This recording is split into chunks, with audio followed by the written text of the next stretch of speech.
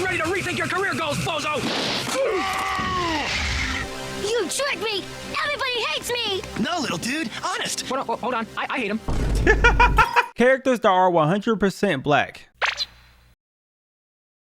As a huge cartoon and TV show watcher myself, I can humbly say that I am 100% a pioneer to this shit, fam. I'm telling you. I'm talking about if you need something to watch tomorrow, I got you, fam. I got you for real. I've watched at least a couple hundred cartoons, shows, movies, and anime in my life. Go from things like watching the entire MCU to watching cartoons you probably never heard of, like Super Noobs on Cartoon Network, and anime like Hitman Reborn, which is the most underrated anime I could possibly think of. Fam. Everyone needs to go watch Hitman Reborn. It's amazing. It's an S-tier anime and it's fire, bruv. Go watch it. Trust me. Have y'all seen it? Let me know in the comments below. I heard Hitman Reborn wasn't that bad, so y'all let me know. Y'all clarify for me. Fire, bruv. Go watch it. Trust me. But cartoons were hopefully a part of your childhood as much as they were mine. And as much as how cold shows were because of the stories or characters that were in them, it was also because of the representation within the shows. Things like showing off different cultures, they speak in whole different languages, to even you know where the characters are originally from, because you're from there. And in this video, I'll be talking about characters that are definitely black, fam. As I'm saying to you, man, right now, even though they might not have the skin color, when I see a brother, fam, Wait, what? Just to clarify, what? Just to clarify, the entire video is satire, so don't take anything serious.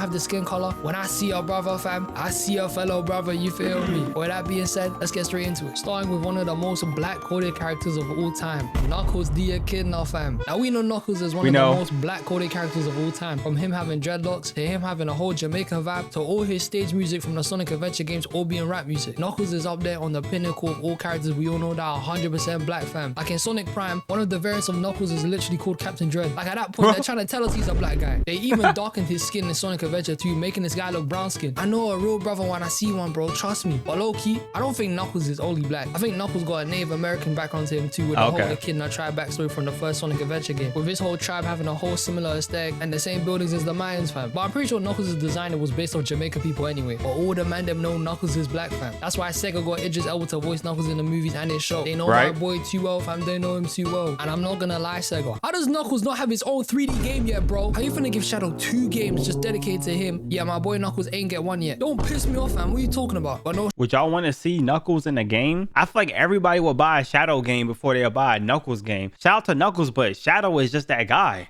Game yet, bro? How you finna give Shadow 2 games just dedicated to him? Yeah, my boy Knuckles ain't get one yet. Don't piss me off, fam. What are you talking about? But no shade to Shadow 05 and Generations. They're cold on Sonic games for real. But another black person we got from Sonic is Vector the Crocodile. And you know why he's a black person?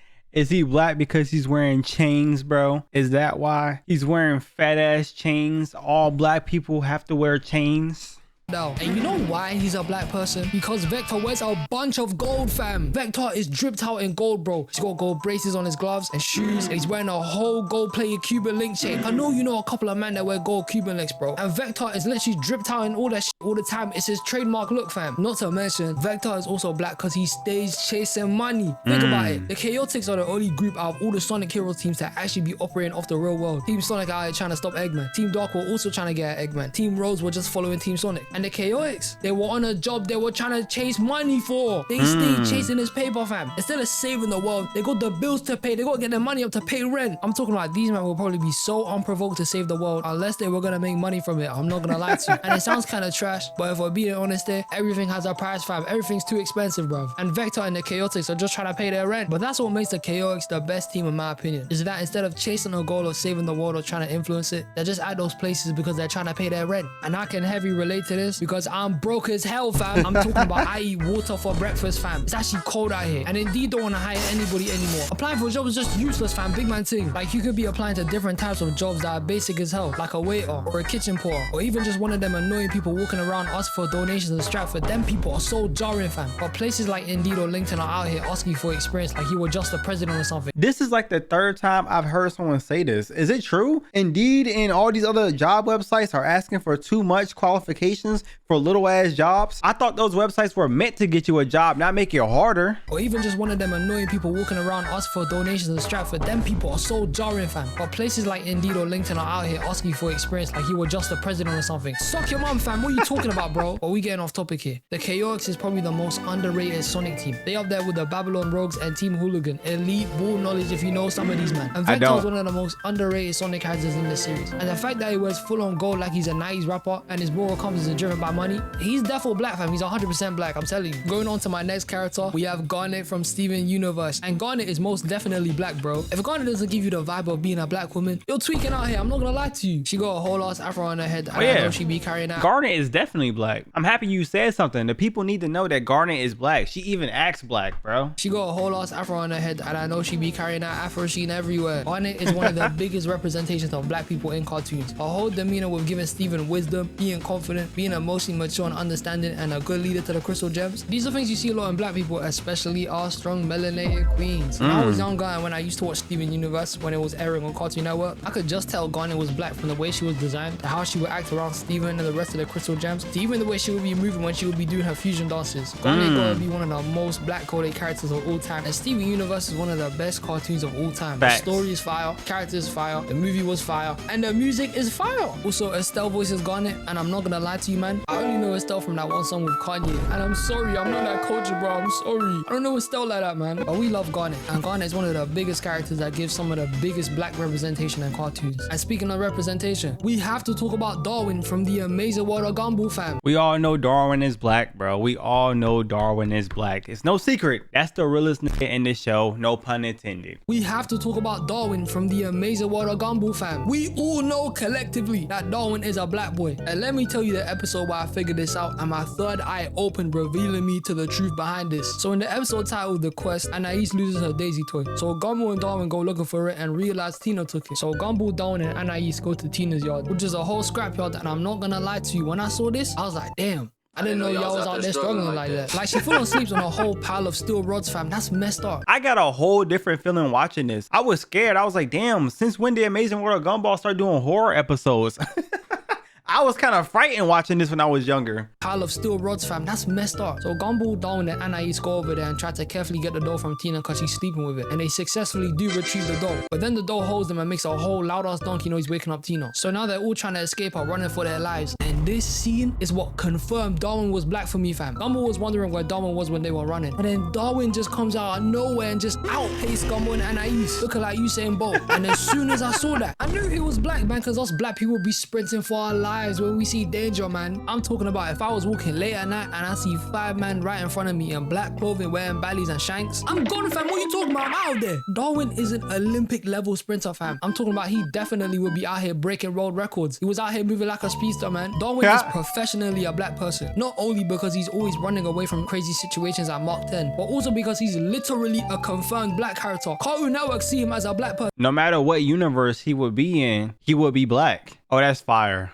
That's fire, bro. This is a fire graphic. Shout out to Cartoon Network. Finally acknowledging the truth here that Darwin is black. Black character. Cartoon Network see him as a black person. And even in the show, he has a black human version of himself in that one weird episode that I'm not going to talk about. And in the episode, The Heist, where Richard robbed the bank and now they're trying to figure out how to return the money, in Richard's idea of how it would go, look at Darwin, fam. Ain't no party like a Darwin party. Yo, did he turn into a pimp, bro?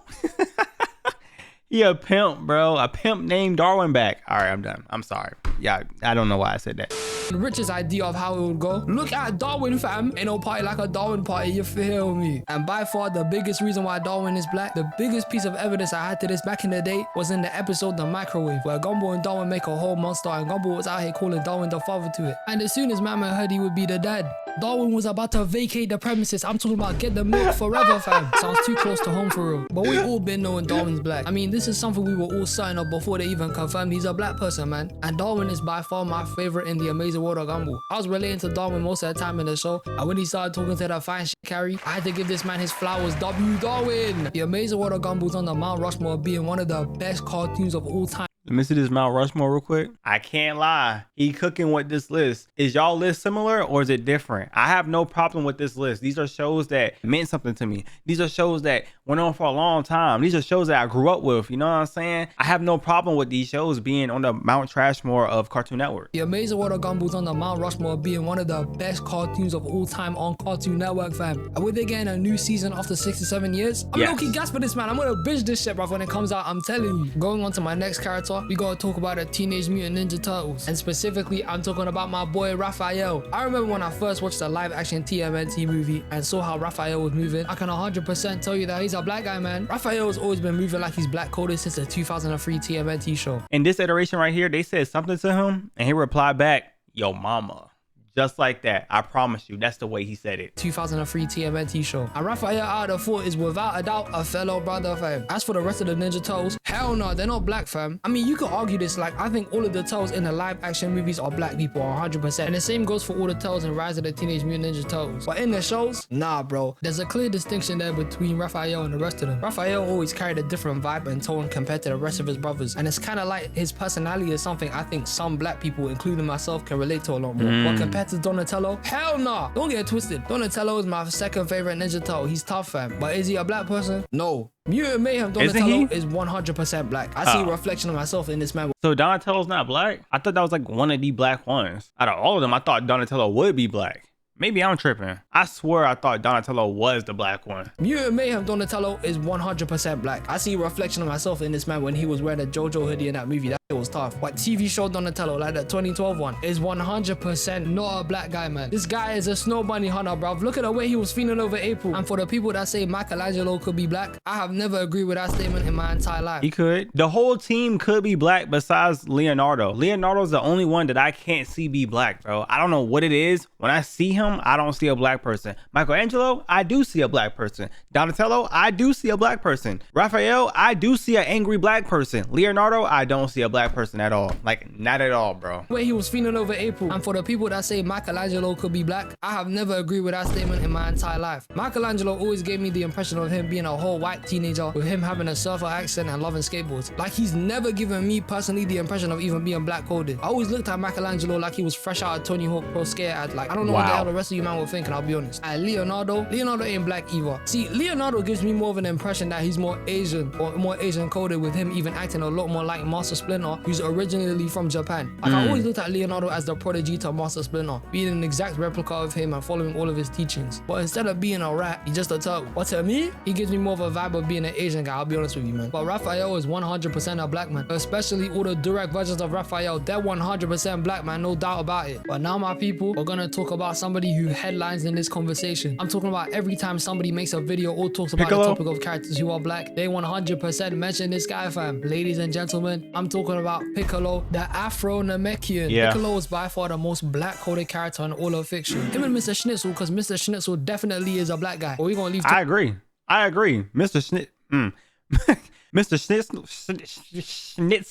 Schnitzel is definitely a black person, bro. I truly agree with his rada ass. By far the most black-coded character in all of fiction. Him and Mr. Schnitzel, because Mr. Schnitzel definitely is a black guy. But we're gonna leave talking about him for another time. Piccolo and his fellow African Namekians were just straight up a bunch of black people, fam. Piccolo has shown many times how he's a black person. Like, he's low-key exactly like a black dad. He's strict, takes seriously, and always has a quiet, uptight demeanor. Like, I don't even remember the last time I've seen Piccolo laugh. This guy stays looking serious, fam. Like, you can tell the difference between Goku and Piccolo heavy. As you can see times where Goku is a lot more jokey and playful around his kids, but this man Piccolo was out here giving Gohan serious work when he was literally 4 years old. This guy can barely make a whole sentence, and Piccolo had him in a forest running from dinosaurs. This guy's crazy, man. Piccolo's representation has to be based off black dads, bro. He's disciplined, stoic, resilient, and pushes you to the next level. This guy literally threw Gohan out a mountain to unlock his potential and literally left him in a wasteland to fend for himself. But you know what? It ultimately made Gohan a better fighter. So really, it was what was best for him. Not only did I see that, but Goku saw it too when he asked Piccolo to help him teach Goten and Trunks the fusion dance, handing him that responsibility because he knows Piccolo can handle shit. And now we gotta talk about how Piccolo always stays fly, fam. Like, every time he pull up to a fight, he always hitting something low key. He gotta show the villains his fit and how he always looking crispy for the camera. Even when he starts taking off his weighted clothes, he literally be doing it like a black person, I swear down. Piccolo is such a drip connoisseur. The guy literally has the ability to give you clothes no matter where you are or what condition you're in. That is fire. I ain't gonna lie. That is fire. Only the drippiest of drip people could do stuff like that.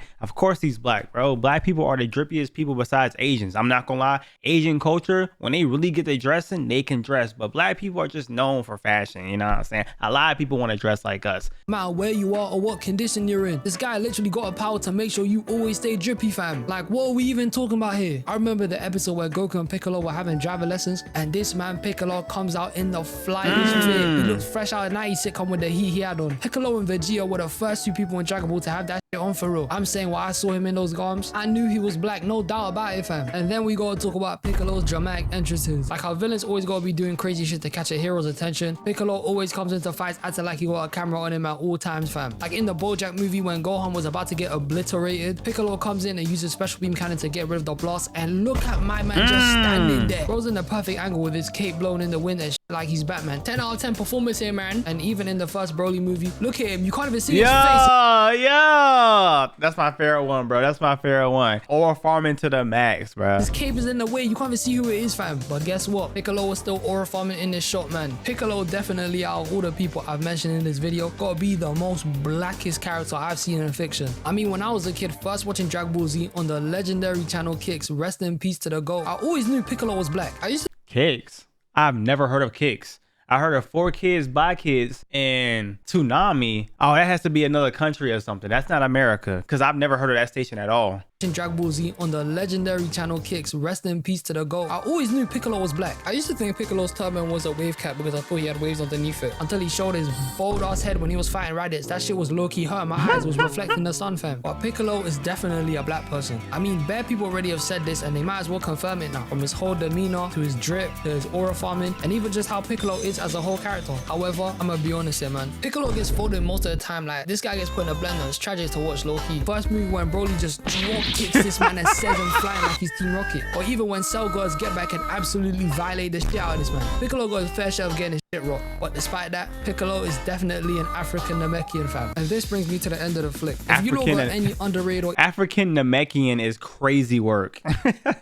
African Namekian. fam. And this brings me to the end of the flick. If you lot got any underrated or even characters that I said you don't think are black, put them in the comments below so I can see some different things. I'm not gonna lie to you, man. But I hope you man have a blessed day and I'll see you in the next one. Peace. W video, man. W video. If y'all want to see more stuff like this, let me know in the comments below. His link will be in the description. Other than that, I'll see you guys in the next one. Peace.